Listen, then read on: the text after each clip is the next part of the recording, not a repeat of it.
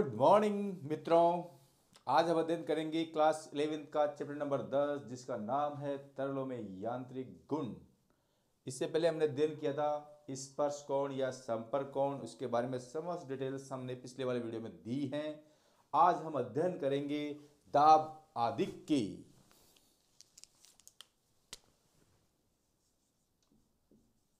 दाब आधिक्य अंग्रेजी में कहते हैं एक्सेस प्रेशर। तो dear student, today study about excess pressure. प्यारे विद्यार्थियों, हम जानते हैं कि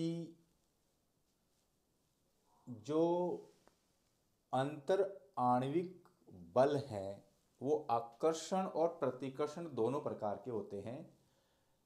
और ये दो प्रकार के होते हैं आकर्षण के हिसाब से। जो अंतर आणविक बल आकर्षण के हिसाब से दो प्रकार के होते हैं, सहसंजक बल और असंजक बल, कोहेसिव एंड एडेसिव फोर्स। इन दोनों बलों की वजह से कभी सहसंजक बल असंजक बल के बराबर होता है, कभी ये असंजक बड़ा सहसंजक छोटा, और इसका विलोम भी सत्य है। तो इन सहसंजक और असंजक बलों के कारण पृष्ठ तनाव उत्पन्न होता है, और उस पृष्ठ तनाव की वजह से आपके संपर्क कोण पे क्या प्रभाव पड़ता है और जो बर्नौली सिद्धांत के अनुसार क्या प्रभाव पड़ता है, इसके पूरी वीडियो में हमने डिटेल से अध्ययन किया है। हम शॉर्ट एंड स्विच में देखना चाहेंगे कि जब कोई ठोस में द्रव भराव होता है, जब कोई ठोस में द्रव भराव होता है तो वो दर इस प्रकार भराव होता है।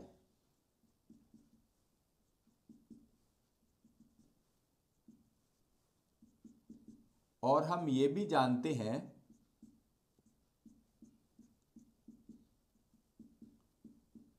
ये वाला द्रव का मुक्त पृष्ठ होता है। यदि द्रव का मुक्त पृष्ठ समतल है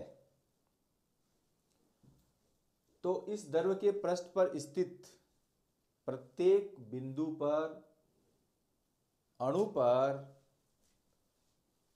कार्य करने वाला आकर्षण बलों का परिणामी बल शून्य होता है। ये बल इधर भी कार्य करेगा, इधर भी कार्य करेगा।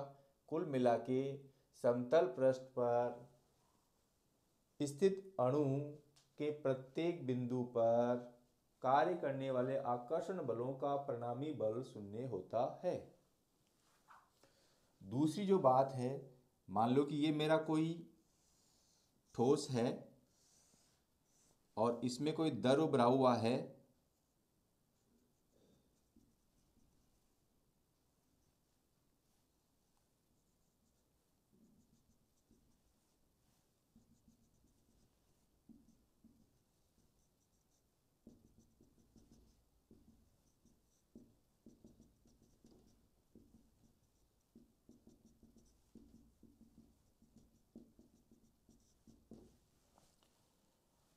और यदि द्रव की पृष्ठ अवतल है, यदि द्रव की पृष्ठ अवतल है तो इस पृष्ठ पर स्थित प्रत्येक अणु पर कार्य करने वाला आकर्षण बलों का परिणामी बल अवतल पृष्ठ की ओर कार्य करता है, अवतल पृष्ठ की ओर कार्य करता है।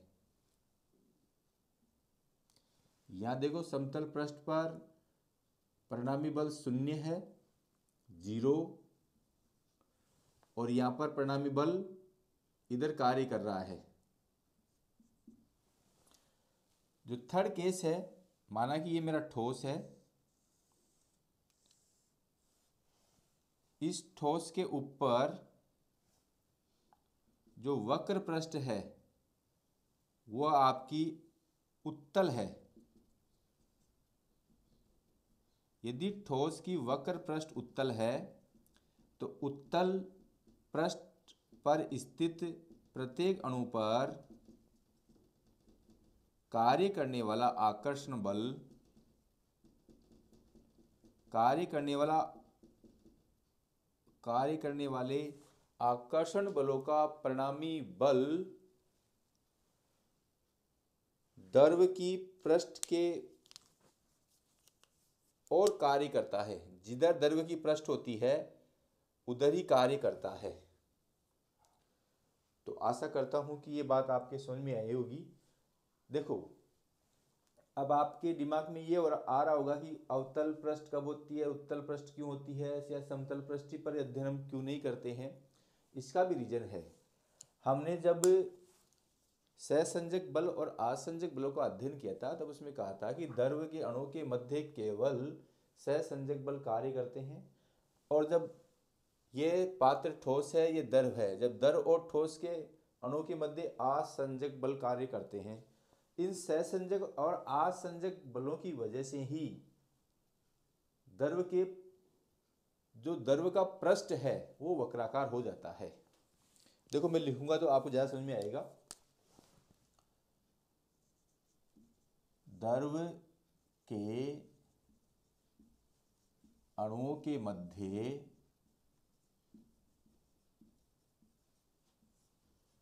सहसंजक बल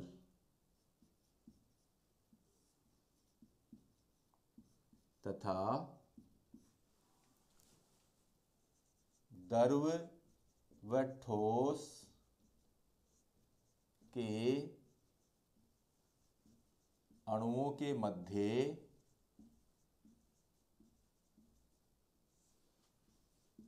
आसंजक बल कार्य करता है। आसंजक बल कार्य करता है।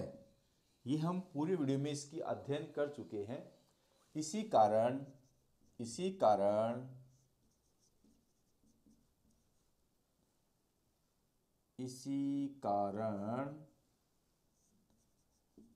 द्रव की पृष्ठ वक्राकार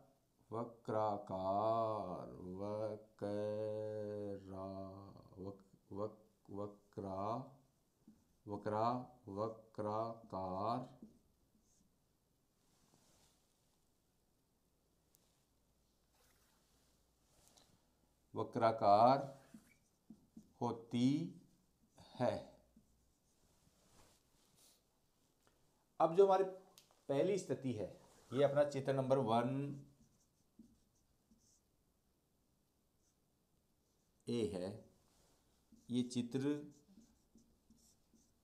B है, ये चित्र C है।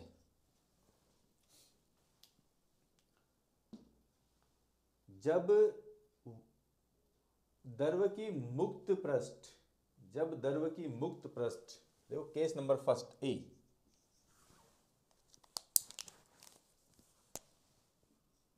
जब द्रव की मुक्त पृष्ठ समतल होती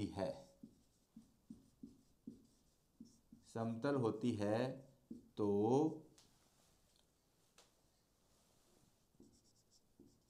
द्रव पर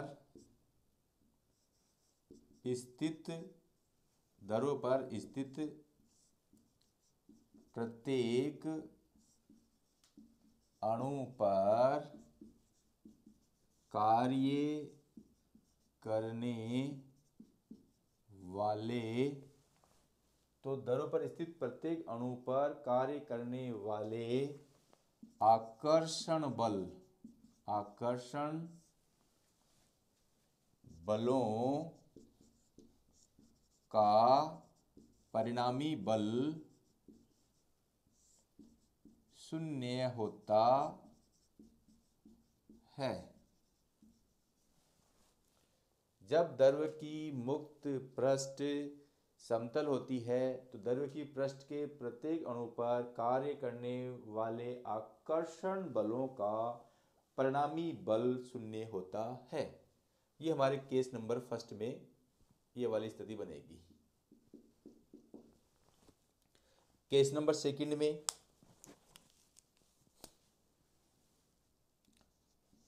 जब द्रव का मुक्त पृष्ठ अवतल हो, जब द्रव का मुक्त पृष्ठ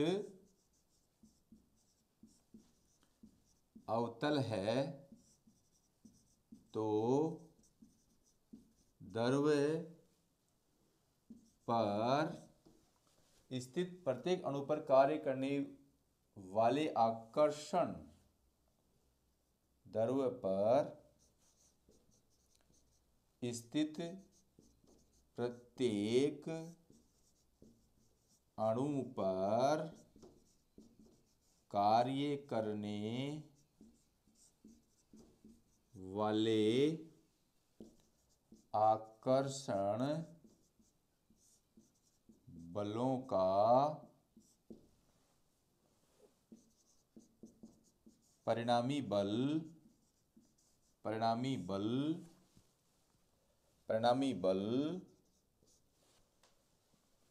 अवतल सतह की ओर कार्य करता है। यहाँ परिणामी बल शून्य था, यहाँ पर परिणामी बल अवतल पृष्ठ की ओर होता है, जैसा कि चित्र बी में दिखाया हुआ है। आकर्षण बलों का परिणामी बल अवतल पृष्ठ की ओर कार्य कर रहा है। केस नंबर थर्ड, जब द्रव का मुक्त पृष्ठ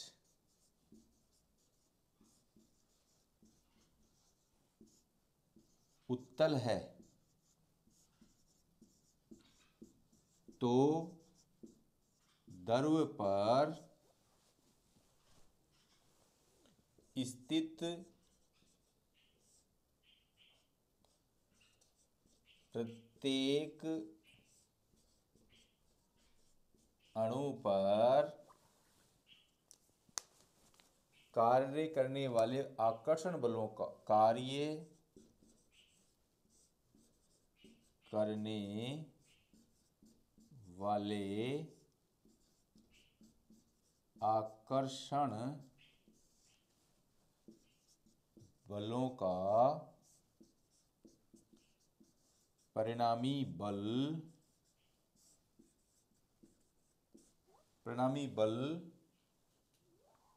द्रव की अंदर की ओर होता है, द्रव के अंदर की होता है। जब उत्तल पृष्ठ होती है तो परिणामी बल द्रव के अंदर की ओर होता है। परिणामी बल द्रव के अंदर की ओर होता है। दाब आदि को समझने के लिए ये 3 बातें पर्याप्त हैं। अब आप इसका स्क्रीनशॉट ले सकते हैं।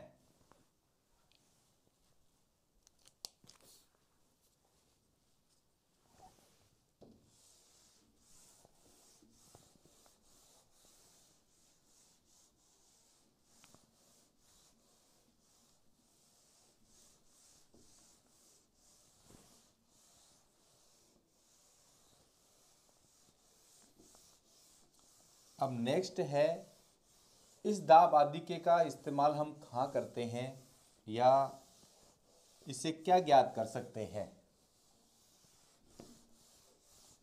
तो डियर स्टूडेंट्स, दाब आदिके से हम गोल बूंद के भीतर दाब आदिके ज्ञात कर सकते हैं। गोल बूंद के भीतर दाब आदिक्य।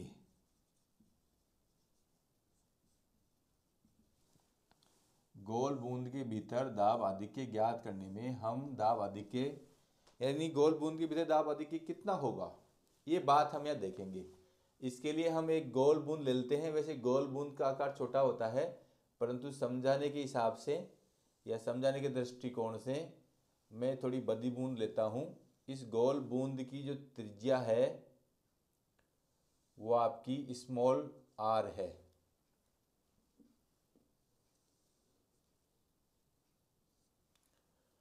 इस स्मॉल आर त्रिज्या पर मैं जो गोल बूंद को अर्ध बूंद मान लेता हूँ, गोल बूंद को क्या मान लेता हूँ, अर्ध बूंद मान लेता हूँ।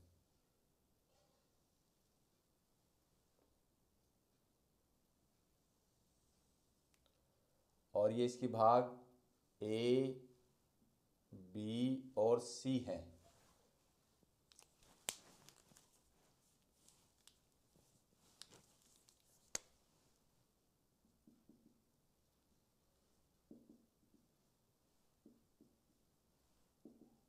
इस द्रव की वजह से दाब आदि कितना होगा?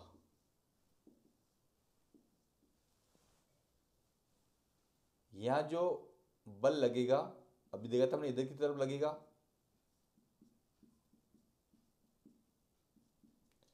यहाँ पर जो बल लगेगा वो भी इधर तरफ लगेगा।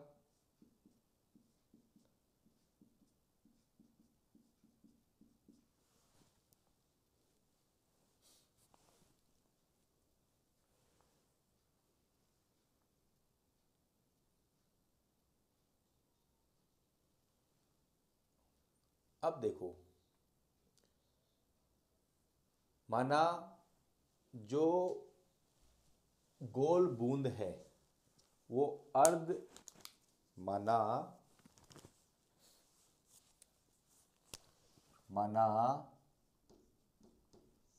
ए बी सी अर्ध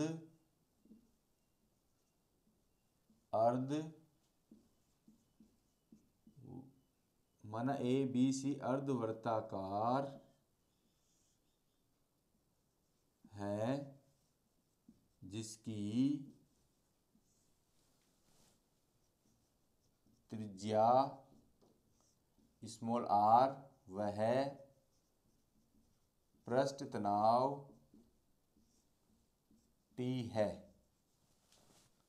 और दाब पी है। ये अपन ने मान लिया है। अब देखो, इस गोल बूंद पर पृष्ठ तनाव के द्रव के पृष्ठ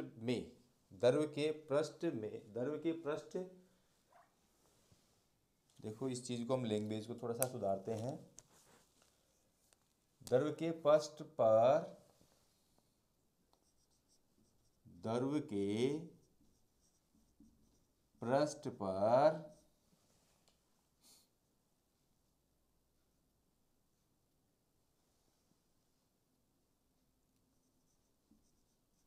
अर्ध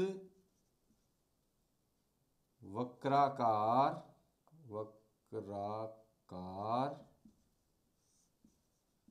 भाग के कारण, द्रव के पृष्ठ पर अर्धवृत्ताकार भाग के कारण लगने वाला बल, और हमने देखा था पिछली वीडियो में, जो बल बराबर होता है पृष्ठ तनाव इंटू लंबाई। बल मान लेते हैं F है अर्धवृत्ताकार भाग पर, पृष्ठ तनाव को हमने T माना है, इंटू लंबाई। देखो, इस अर्धवृत्ताकार भाग की लंबाई देखो ये कितनी है, यदि त्रिज्या r है तो लंबाई कितनी हो जाएगी, 2πr। जो परिधि होगी वही उसी क्या होगी, लंबाई। समीकरण नंबर 1। दूसरा, द्रव के पृष्ठ पर इस दाब आधिक्य के कारण, देखो ये हम जानते हैं कि जो दाब आधिक्य होता है वो क्या है, उत्तल पृष्ठ पर दाब अवतल पृष्ठ पर दाब की अपेक्षा अधिक होता है।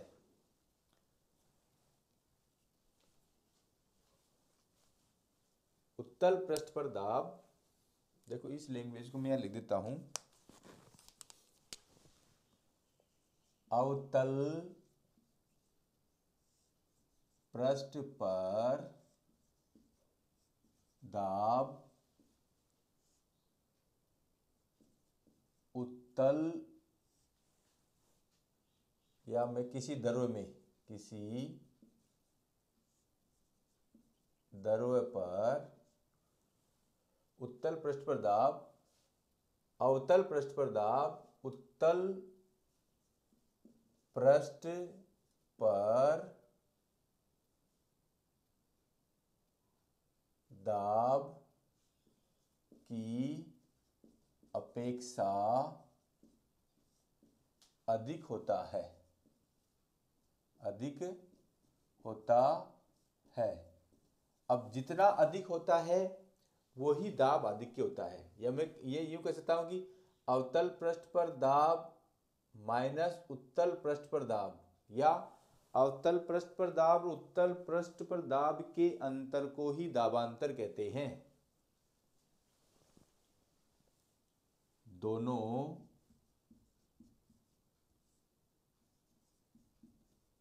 पृष्ठों पर दाबों के अंतर को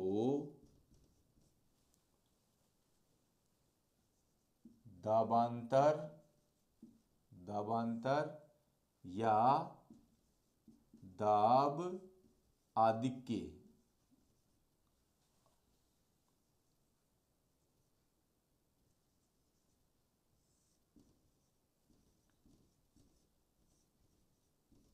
कहते हैं।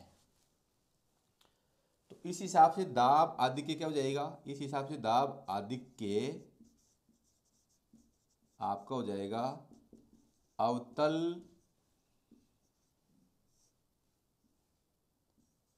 पृष्ठ पर दाब माइनस उत्तल पृष्ठ पर दाब, अवतल पृष्ठ पर दाब माइनस उत्तल पृष्ठ पर दाब, ये क्या है, दाब आधिक्य है।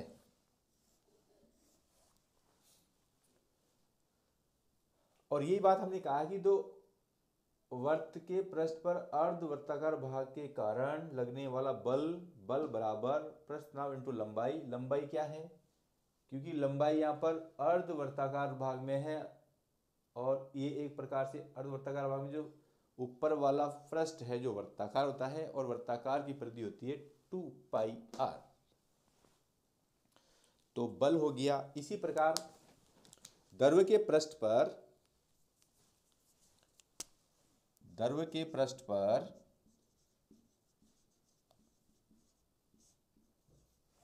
ये तो अर्धवर्ताकार भाग के कारण लगने वाला बल था, इस दाब आधिक्य की वजह से भी बल लगता है, इस दाब आधिक्य की वजह से भी क्या लगता है, बल लगता है, उसको मानते हैं F डेक्स है। तो द्रव्य के वक्र पृष्ठ पर दाब आधिक्य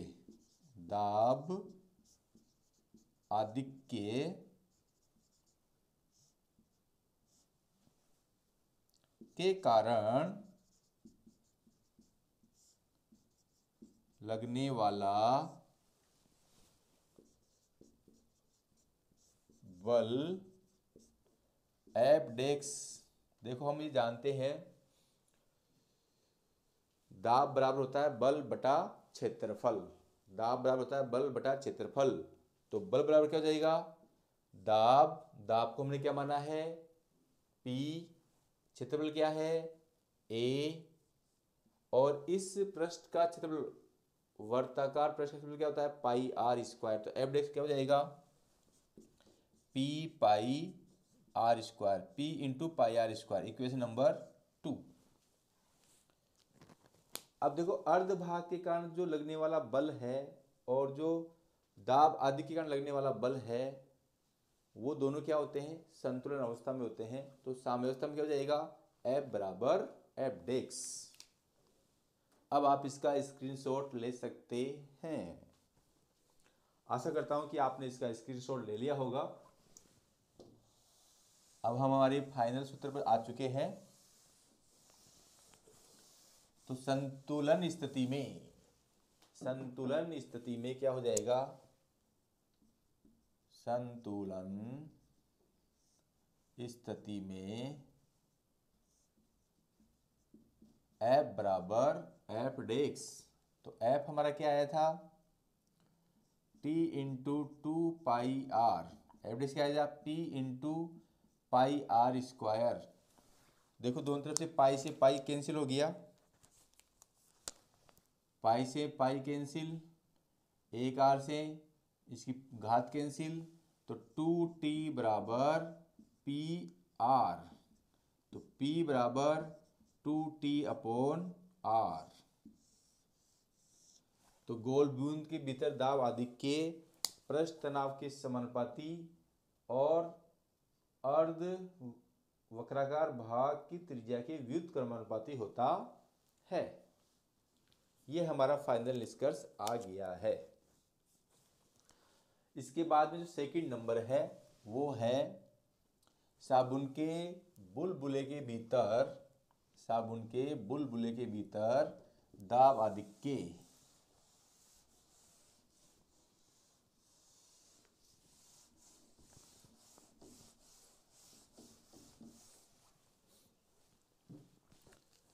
आपका नंबर 2 हो जाएगा साबुन के बुलबुले के भीतर दाब आधिक्य। डियर स्टूडेंट, हम ये जानते हैं कि जो साबुन का बुलबुला होता है उसमें दो पृष्ठ होते हैं, एक आंतरिक पृष्ठ होता है और एक बाह्य पृष्ठ होता है। वैसे ये पृष्ठ बहुत छोटे होते हैं, इसलिए मैंने बोर्ड पे दिखाने के लिए इनको थोड़ा सा बड़ा बनाया है।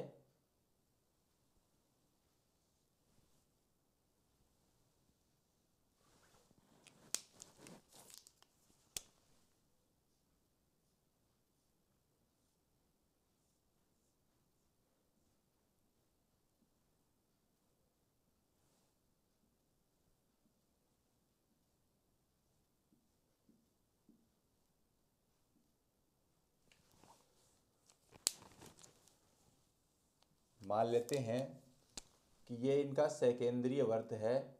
इस आंतरिक वर्त की त्रिज्या R1 और बाह्य वर्त की त्रिज्या R2 है।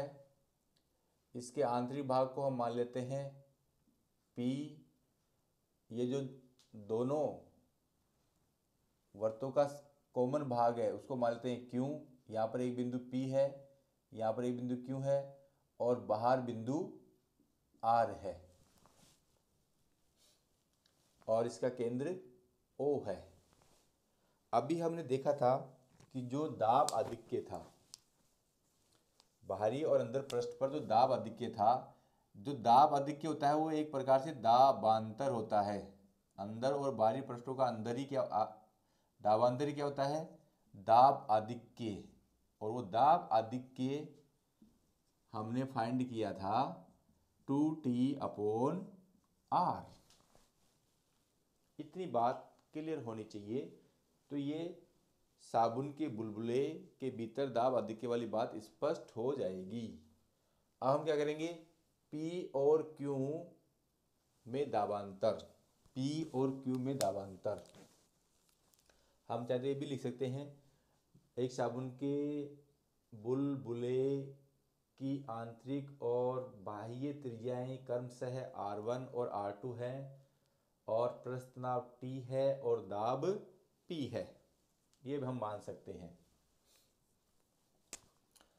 P और Q पर दाबांतर, P वह Q पर दाबांतर बराबर हो जाएगा।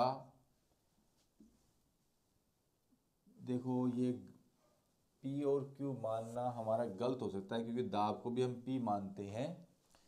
तो थोड़ा सा इसको हम मान लेते हैं ABC। या ए क्यू आर भी मान सकते हैं, अपने लफड़ा तो यही होगा। तो ए क्यू आर, तो ए और क्यू पर दाबांतर P A minus P Q बराबर 2t अपोन त्रिज्या कितनी है इसकी, R1, इक्वेशन नंबर 1। इसी प्रकार Q वह R पर दाबांतर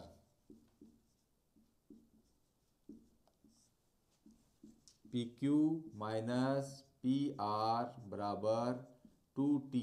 अब त्रिज्या कितनी है इसकी, R2, समीकरण नंबर 2। समीकरण 1+2 से तो पी ए माइनस लेफ्ट में लेफ्ट जुड़ेगी और राइट में राइट जुड़ेगी बराबर 2t अपोन R1 और 2t अपोन R2। ये आपकी माइनस का पी क्यू और ये प्लस का पी क्यू, तो क्या गया P A minus P R, यानी कि ए और सी में दाबांतर क्या गया 2t upon R1 plus 2t upon R2। ये हो गया समीकरण नंबर 3। देखो प्यारे विद्यार्थियों, मैंने बताया था कि जो साबुन के बुलबुले का आकार होता है वो बहुत छोटा होता है और इसकी पृष्ठों की मोटाई भी कम होती है, परंतु मैंने समझाने के लिए या स्थिति को स्पष्ट करने के लिए इस चित्र को बड़ा बनाया है। तो अब हम क्या करेंगे कि साबुन के बुलबुले की मोटाई कम होती है,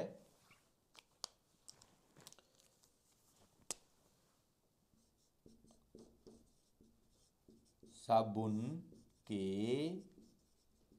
बुलबुले की मोटाई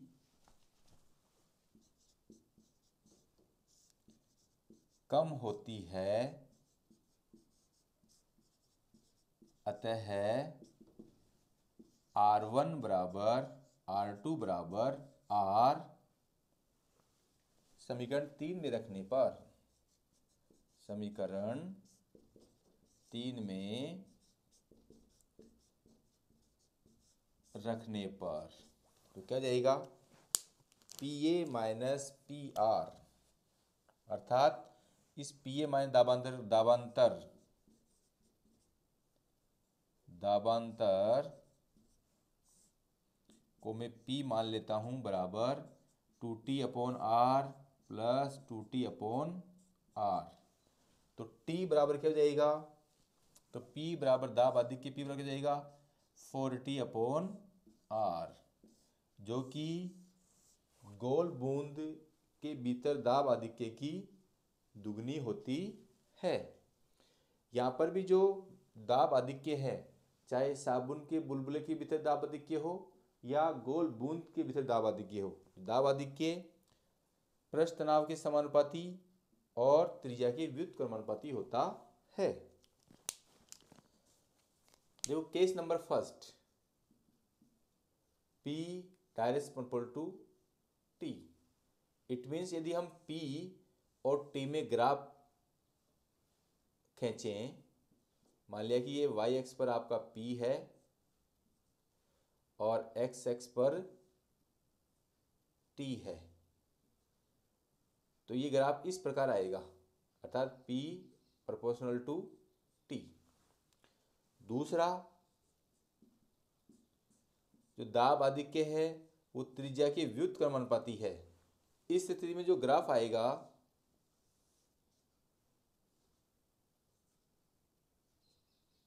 ये आपका वही P है और ये आपका T है। इस स्थिति में जो ग्राफ आएगा वो इस प्रकार आएगा, P direct proportional to 1 upon R। तो कभी कभी एग्जाम में इनके ग्राफ पूछ लेता है, तो आप इन पे भी ध्यान दीजिए। यानी कि त्रिज्या कम होगी तो दाब आधिक्य अधिक होगा, त्रिज्या अधिक होगी तो दाब आधिक्य कम होगा। त्रिज्या अधिक होने का मतलब है बुलबुले का आकार बड़ा होना, जब बुलबुले का आकार बड़ा होगा तो दाब आधिक्य कम होगा, और जब बुलबुले का आकार छोटा होगा तो दाब आधिक्य अधिक होगा। तो आप मेरे चैनल को लाइक, कमेंट्स और सब्सक्राइब करना नहीं भूलें। धन्यवाद।